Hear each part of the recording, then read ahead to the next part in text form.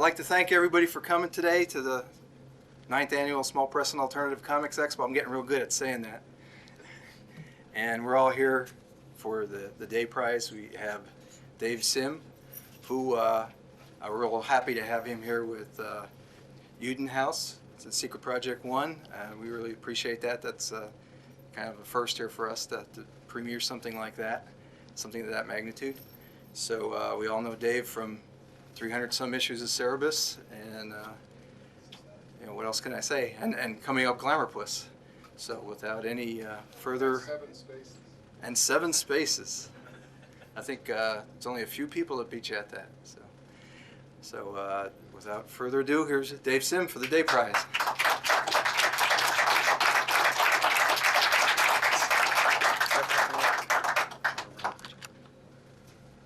Thank you and welcome to the 2007 Howard E. Day Memorial Prize Ceremony. Well, it looked for a while there as if the ceremony wasn't going to happen at all. But now that the long, arduous, and costly small press writers' strike is over, finally, once again, we can all look forward to seeing our favorite self-published and small press titles seeing print with the clockwork regularity and timeliness for which so many of us in this field will be, as President Abraham Lincoln said about his own Gettysburg Address, little noted nor long remembered. The Howard E. Day Memorial Prize is named for my friend and mentor, Howard Gene Day. Born August 13, 1951, and taken from us too soon, September 23, 1982. Gene didn't do a lot of self-publishing, but he inspired many self-publishers, including myself, with his many digest publications like Dark Fantasy, Out of the Depths, the never-completed Hellhound, and the posthumously released Black Zeppelin. To me, that's a lot of what the small press is all about, not just doing good work, but inspiring others, many of whom you will never meet, to do good work. That, and of course, putting the Kablam and Comics Press owners' brats through college. A new feature of the Howard E. Day Memorial Prize this year is the inauguration of the Junior Day Prize, which will be awarded annually to the youngest members of our mini-comics community, exhibiting at the previous year's space. In a presidential election year, this transparently shameless attempt to court the turnover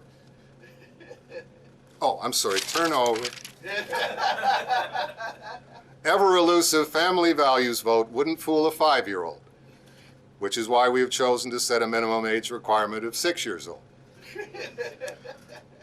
We will now commence the awarding of the plaques and the referring to ourselves in the first-person plural. When you hear your name, please move quickly to the lectern here in order to avoid that awkward silence which ensues when the applause doesn't last long enough. We would ask that the audience members applaud far longer than you are actually inclined to in order to make it appear on YouTube that you were actually far more interested in what was going on than you actually were. With any luck at all, we can thereby fool others into coming out next year to share in your seat-squirming collective misery.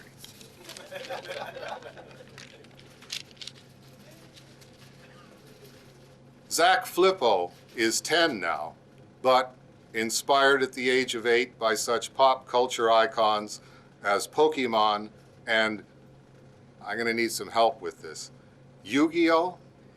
Yu-Gi-Oh? Yu-Gi-Oh? Yu-Gi-Oh! He began drawing monsters and then kept on drawing monsters, which in turn inspired his dad, Terry Flippo, to add some buildings and texture and details and some rhymes. But the book is still very much Zach's own creation and very aptly named Monster Bomb. Ladies and gentlemen, Zach Flippo.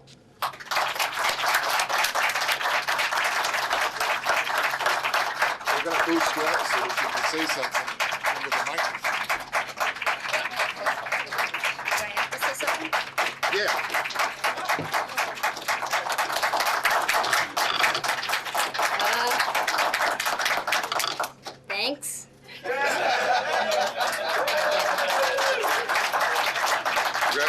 Here's your jack. Take that with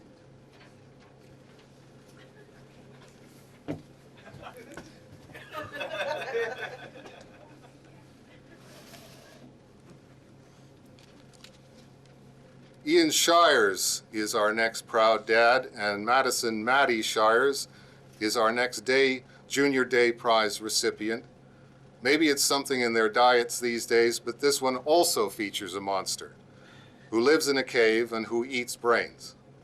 The Adventures of Marky is only 5 pages long, and that's on page 2. So I won't say any more for fear of giving away the ending and killing Maddie's sales here at the show.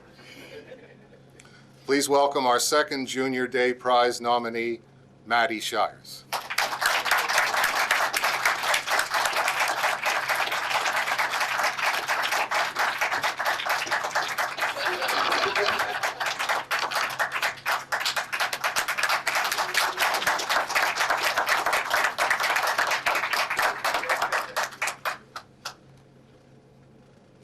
Thank you. Maddie, take that with you too.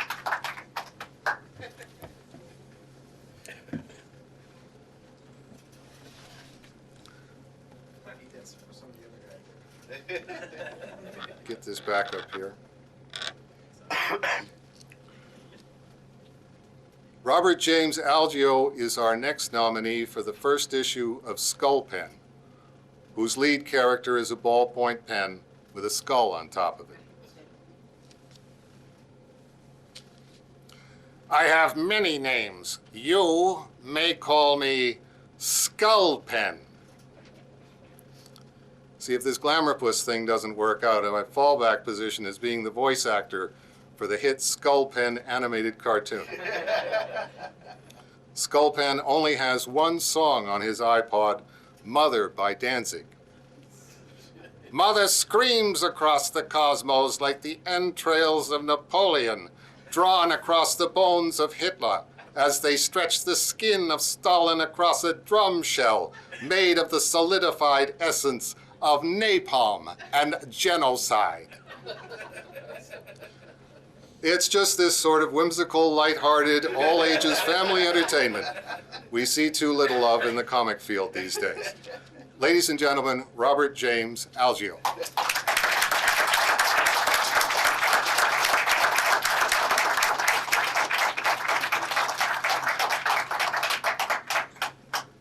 Thank you as well, guys. Thank you very much. Whoa, hang on.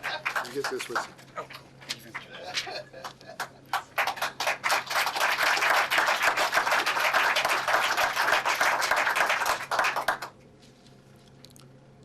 My name is Skull Pen.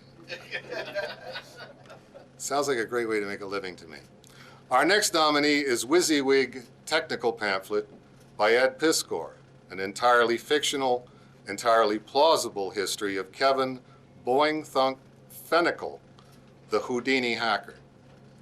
As this tightly structured introductory publication, part 1 of 8, informs us, when he was in, quote, when he was in jail the first time, he did 8 months in solitary because everyone was simply scared of him, unquote. It's a history of an anarchist, either born or inadvertently self-created, learning young how to build the system, and who grows more adept at doing so as time and the subsequent 7 installments unfold. A very, very ambitious work, painstakingly rendered and skillfully developed. Ladies and gentlemen, WYSIWYG Technical Pamphlet creator, Ed Piskor.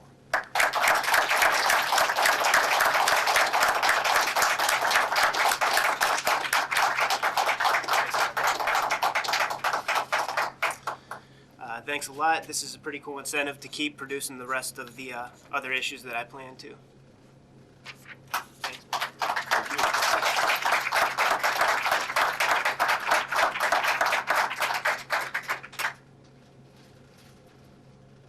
The Ineffables by Craig Pogart are another in vitro Saturday morning cartoon waiting to become an ex vitro Saturday morning cartoon. The Ineffables featuring Mason mysterious totem risen from a nameless Pacific Isle. Chet Burnett, crusading fringe journalist. Clarity, a sentient work of abstract art. And Abe Lincoln, having faked his own assassination to investigate a Confederate plot involving the Fountain of Youth, he has returned to join the Ineffables as the toughest patriotic comic book character of all. Don't miss The Dead Didn't Reckon with Coach Ewert's fighting dodgeball squad. Don't miss the invading army of mallard ducks subjected to Rorschach ink blot tests. Don't miss Craig Bogart coming up to accept his nomination plaque.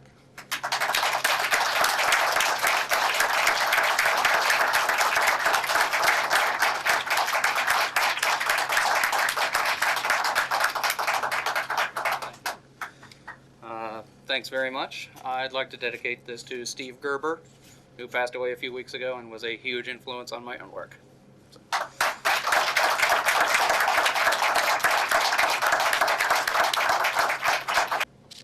The Ineffables by Craig. No, I already did that. I forgot to do that.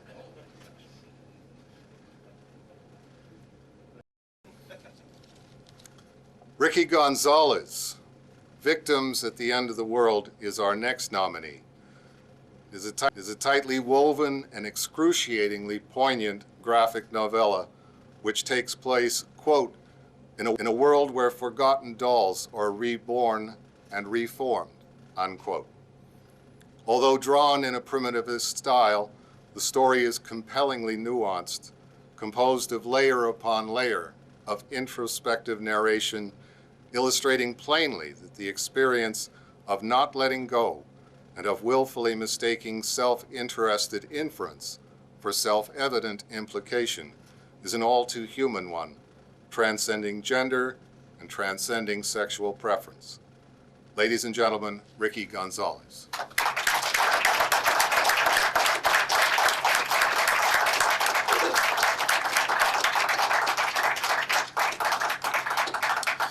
I want to thank Bob for holding the expo, and thank you very much, Dave Sim, for this award. This is a real honor. Thank you.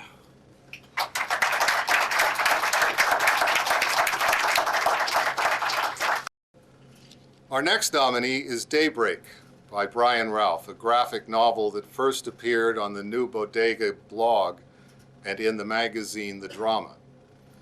It's a post-apocalyptic narrative in the Romero Night of the Living Dead tradition, featuring a very small cast, which includes you, the reader. It's a very effective use of subjectivism, sparsely but engagingly drawn as the nameless characters seek to stay alive against all odds. I hope that this is just the first volume in a series. It drops off abruptly at the end. But even if this is all that ever exists of Daybreak, the reader definitely gets full value for his or her comic dollar.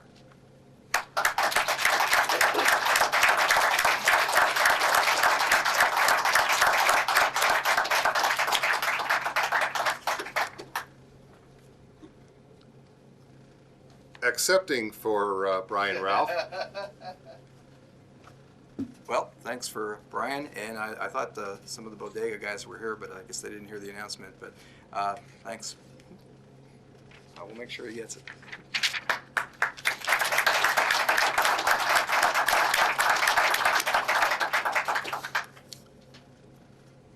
And that brings us at last to the recipient of the 2007 Howard E. Day Memorial Prize, Mr. Big, a collaboration of husband and wife team Matt and Carol Dembicki of Fairfax, Virginia's Littlefoot Publishing. To say that they had an uphill struggle selling me on a pronouncedly ecology-oriented work about a small ecosystem in the natural world is an understatement. My idea of roughing it is black and white television. As Jay Hostler, the six-time Eisner nominee, puts it in his foreword to the book, quote, "Is Mr. Big the terror of the pond denizens or their protector?" The difficult answer is that he is both, not because he has chosen either role out of benevolence or malevolence. Mr. Big just is. And in the hands of a talented cartoonist like Matt Dembicki, we get to experience all of the wonder and terror and complexity of his world. We do indeed. Ladies and gentlemen, one of the recipients of the 2007 Howard E. Day Memorial Prize, Matt Dembicki.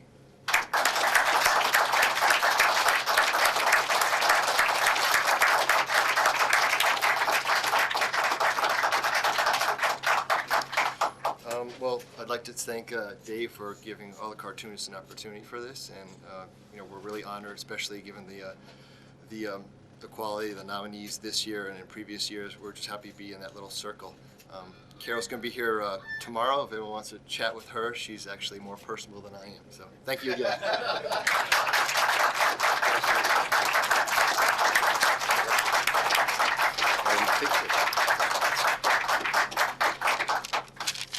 And that's the end of the 2007 Howard E. Day Memorial Prize ceremony. Thanks very much. All of the cartoonists now get back to your tables, and all of the people who are civilians, please go back to those tables and buy as many small press comics as you can. Thanks.